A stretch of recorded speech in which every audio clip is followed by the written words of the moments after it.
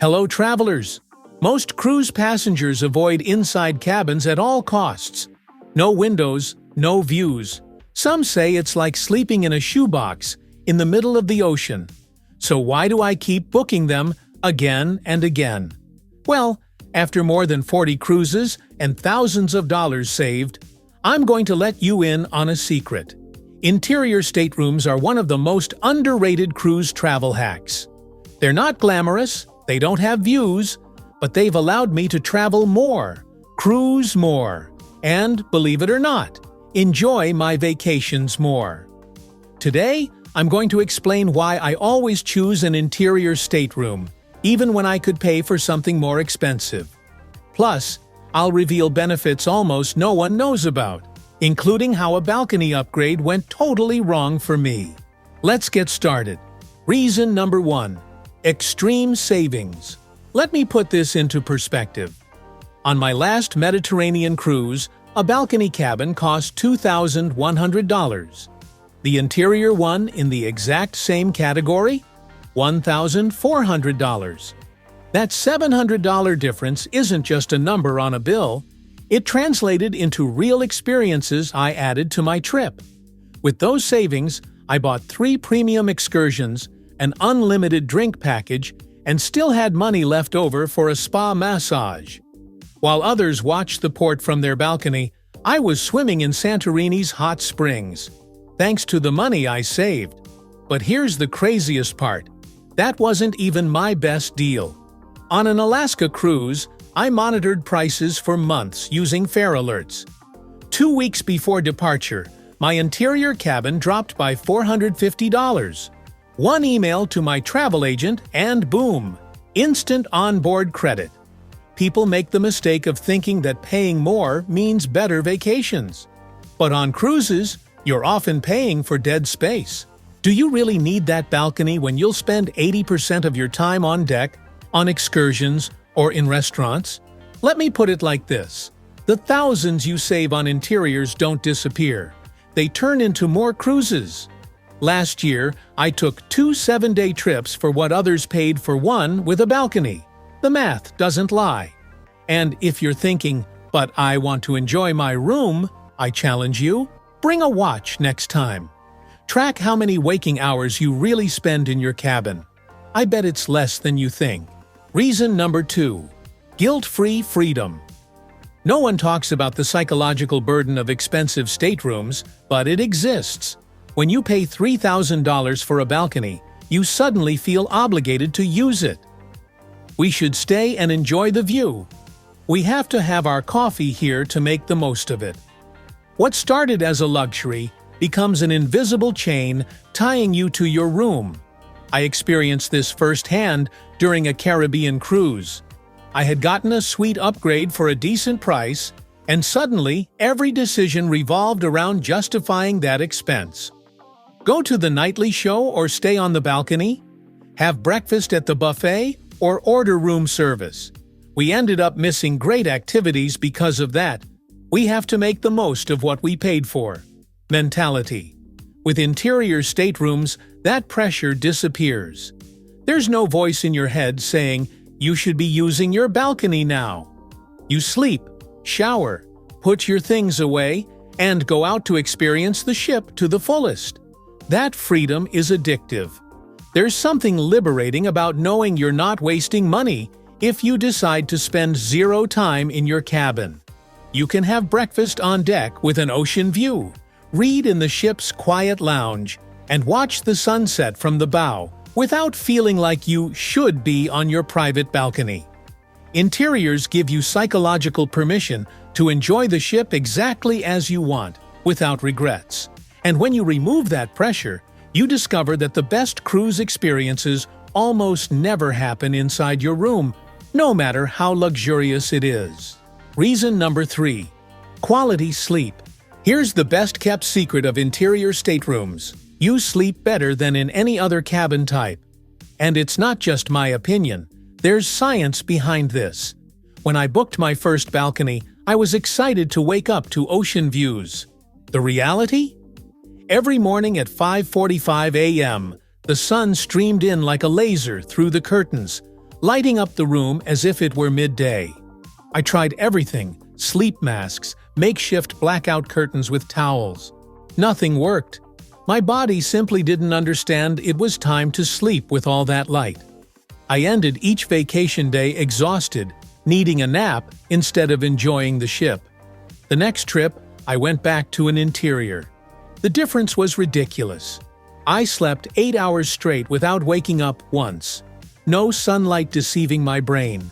No water reflections dancing on the ceiling. Just perfect darkness, like a cave.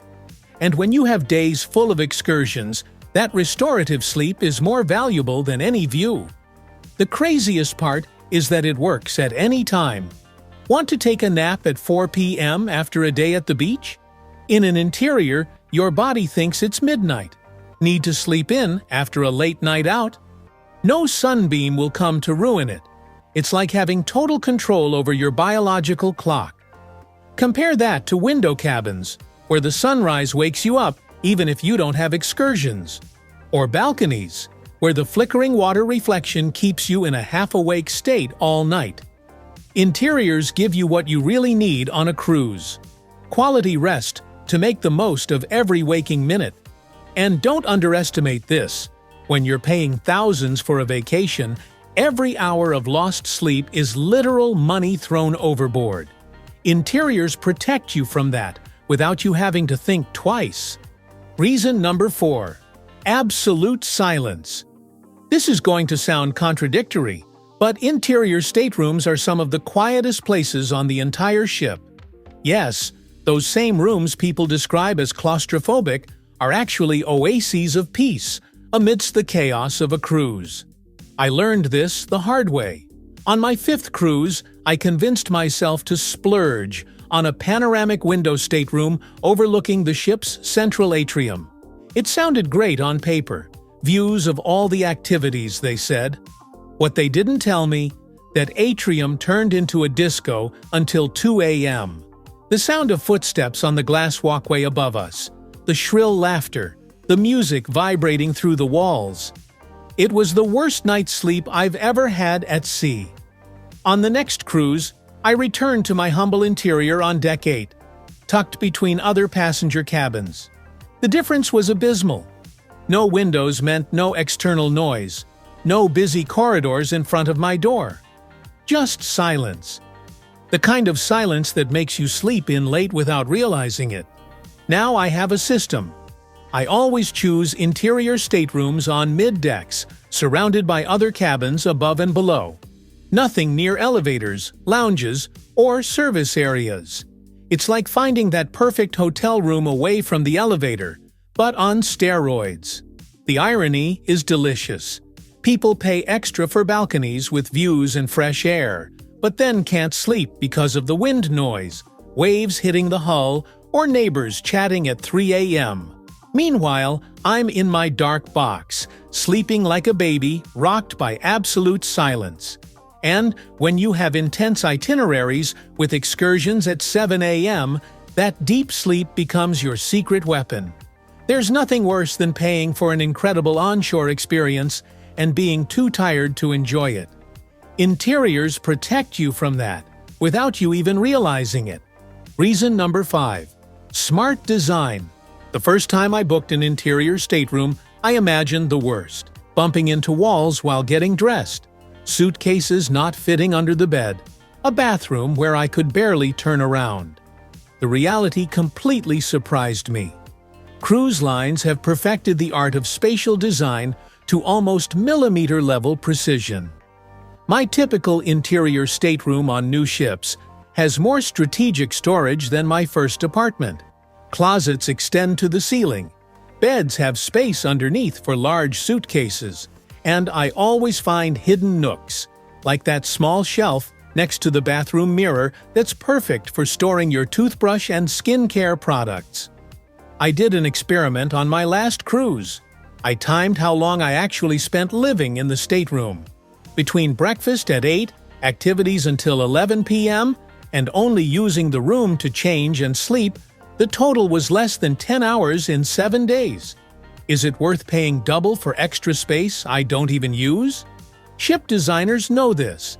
That's why modern interiors have comfortable queen-size beds, well-placed outlets, and even small convertible sofas.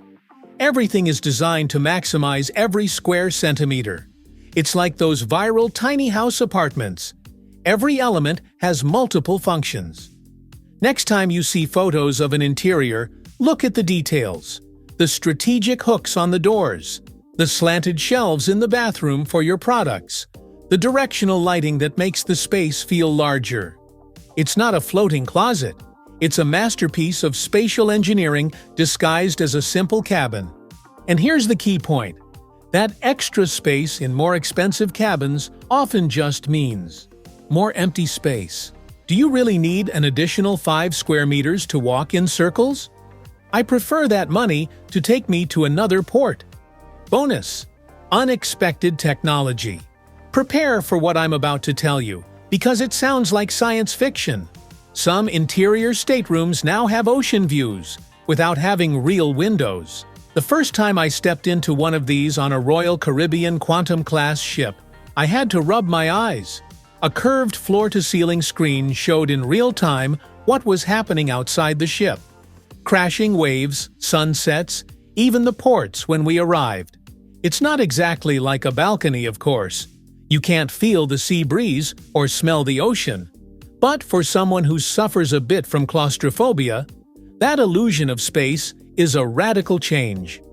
Norwegian has taken this further with their virtual windows in single cabins, HD screens that simulate natural daylight. Here's my personal experience with this. I booked an interior with a virtual balcony on the Harmony of the Seas, mainly out of curiosity. To my surprise, it ended up being my favorite stateroom to date. Waking up to a simulated sunrise without the real sun burning my retinas at 5 a.m. was a revelation. I could see the weather outside without leaving my bed, which helped plan my day. These innovations are changing the game. It's no longer a binary choice between real views or dark cave. Now, there's a middle ground where you pay interior prices but get some psychological benefits of window cabins. Does it completely replace the balcony experience?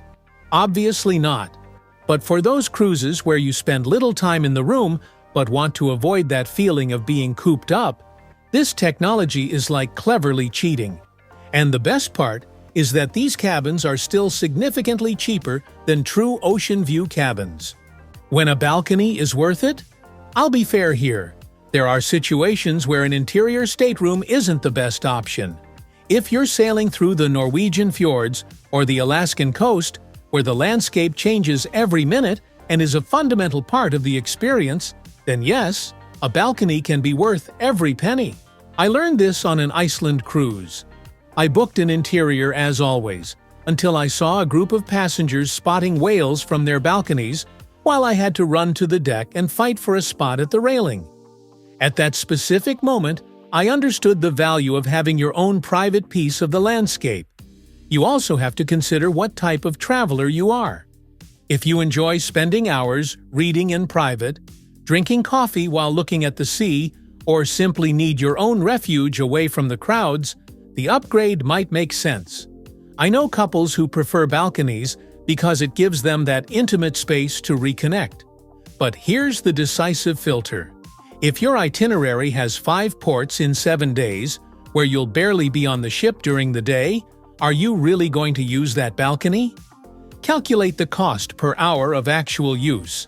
On my Western Caribbean cruise, the balcony would have cost approximately $75 per hour of effective use. Too much for my budget. The key is to be honest with yourself. If you're someone who lives in the pools, bars, and on excursions, an interior is probably all you need. But if you long for those quiet moments of contemplation with private views, then this might be your exception to the rule. Let me know in the comments. What kind of cabin do you usually book and why? If you enjoyed this video, don't forget to like, subscribe, and hit the bell so you don't miss more cruise tips. Thanks for watching and happy sailing!